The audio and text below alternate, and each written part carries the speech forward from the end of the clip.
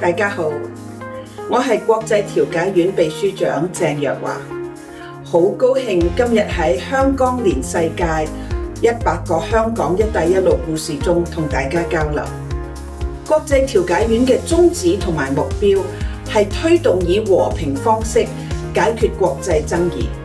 通過調解促進國家間嘅友好合作。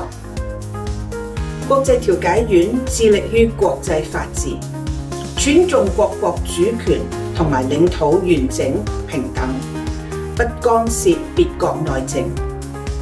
而且國際調解院亦都確保當事方可以喺爭議解決過程中真正咁按意思自治呢個原則去選擇佢哋自己認為適當嘅解決爭議方式同埋解決爭議嘅結果，繼而維護雙方嘅關係，而最終亦都能夠達到一個雙贏嘅結果。我哋以善意同埋合作為本，致力推廣調解服務同埋調解文化。一帶一路嘅倡議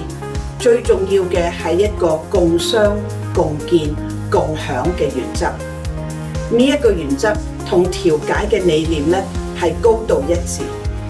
喺呢個框架之下，調解無疑就係解決一帶一路相關國際爭議嘅最佳途徑。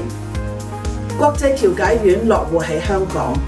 係各個成員國對香港優越嘅法治同埋社會環境嘅肯定同埋信任。香港特區政府亦都積極咁推動調解為先嘅文化，而國際調解院亦都係大力咁支持當事方選擇調解作為解決爭議嘅原則，咁亦都希望可以助力香港打造成為環球調解之都。